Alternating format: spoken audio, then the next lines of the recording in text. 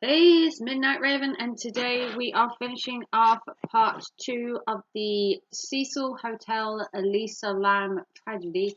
If you haven't already, check out part 1. I will link it because you want to hear all the details of this really intriguing, monumental case. This case hit the headlines full on. There were conspiracy theories, there were sleuths on the internet trying to answer the details of this crime and basically pull this crime apart and reconstruct it. Some people were throwing their own analogy at this case. Some people were just crazy. So if you want to see more like this, do give it a big thumbs up. This is the Cecil Hotel Elisa Lam case. This is True Crime with Raven. If you're new, welcome. This is a new series on my channel. I've always done true crime in that, but these are some ones where I'm on camera, so you're welcome. So going on to the Elisa Lam case. So, some theories of the lift footage. We started the lift footage in the last video, so if you haven't seen that, go back there. So the lift footage seemed to be kind of suspicious. Some on-web sleuths decided that the time code was obscured in the actual tape, and that the footage seemed to be slowed down and appeared to be tampered with. Also in the video, if you slow the footage down, there appears to be a foot near the lift door on the outside.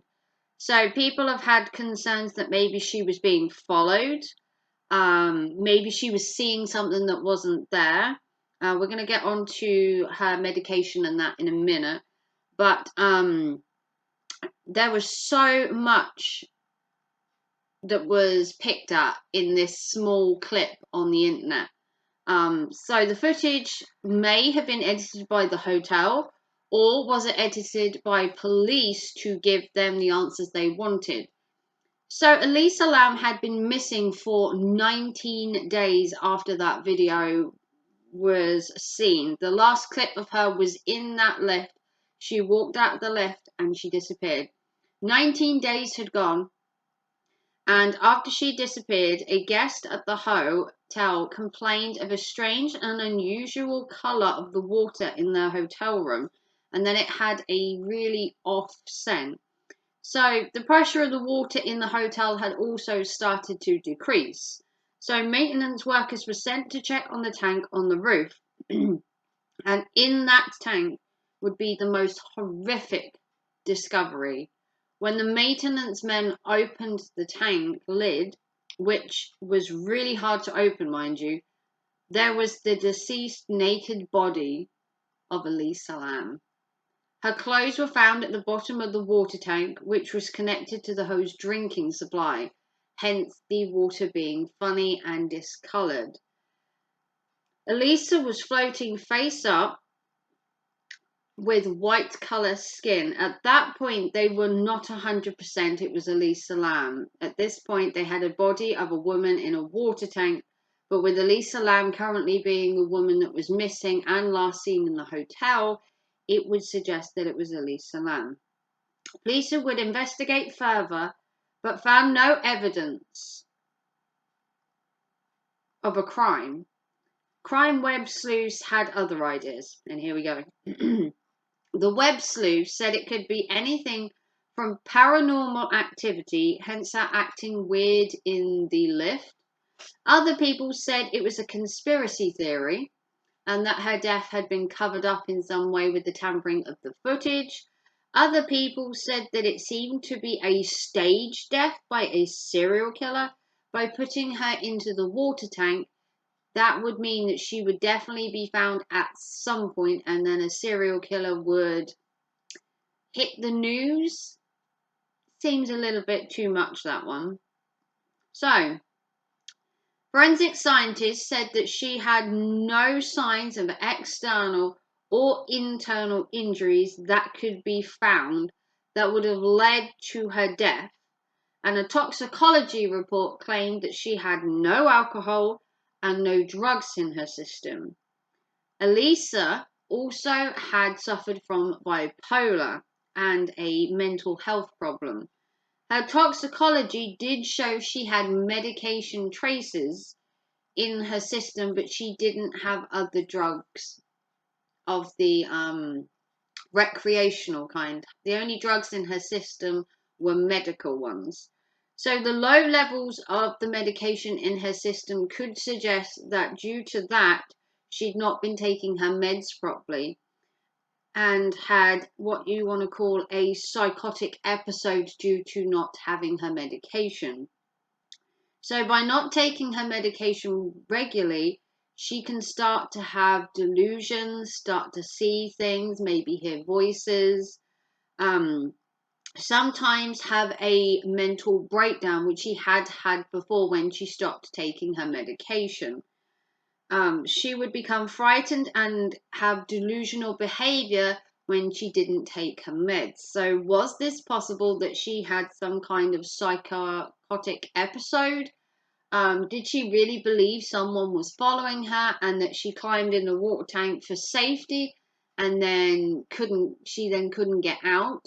If you've seen the pictures of the water tank, you'll see that it has a very heavy lid, and then if she'd got in the water tank, maybe the water was cold, maybe she started to get hypothermia, and if you get hypothermia, you get hot and then you take your clothes off, and then by being in the water tank, maybe she couldn't get out. So there are a lot of theories on what made her get into that tank, and other theories suggest she was put in that tank and murdered. It's the most weirdest serial killer thing if they just took a girl and stuck her in a water tank because she had no injuries, and serial killers are renowned for leaving their marks, i.e. by stabbing, shooting, torturing, however you want to put it, and just to get a girl and stick her in a water tank, it doesn't sound like a serial killer, if I'm honest. It's too simple. So she had suffered psychotic episodes before, so it is possible that she maybe felt safer in the water tank and in closed space, away from people, because a hotel can be quite hustle and bustle. But she'd gone to the roof, or someone had taken her to the roof.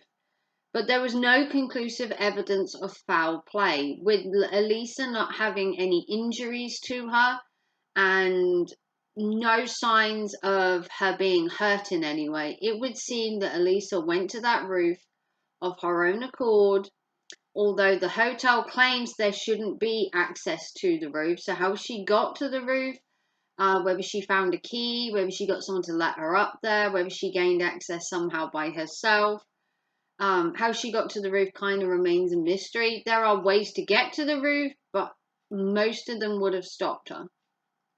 But she made it onto the roof, and whether she got in that water tank out of being afraid, whether she was put in that water tank by somebody, I think it's the latter, that she climbed in there herself. I've always believed that maybe she had an episode and climbed in there herself, but that's just my personal theory. I think this was too simpler a case for a serial killer. I think if it had been something like Richard Ramirez or the other guy, I've forgotten his name now, Jack Wenger, I think the cases would have been a lot more elaborate, and maybe she'd have been hurt, had marks on her, was strangled, stabbed or something, and then put in the water tank. That would suggest a serial killer. To me, that doesn't suggest a serial killer. The Lam family would sue the hotel for wrongful death, but the case was thrown out. The hotel said they were not liable for Elisa's death, which, with the fact that she managed to get to the roof where you shouldn't be able to get to, that's kind of a safety risk. But they were not to know that she would then climb in a water tank or be put in a water tank. 50-50. I mean, I would have given some settlement as a wrongful death due to her being able to access the roof, but the case was dismissed and thrown out, saying that the hotel wasn't liable. So how Elisa Lam died still remains a mystery. Web sleuths have spent many, many years pondering paranormal, government conspiracy, a cover-up, a serial killer. My personal belief is that she had a psychotic breakdown due to her medication.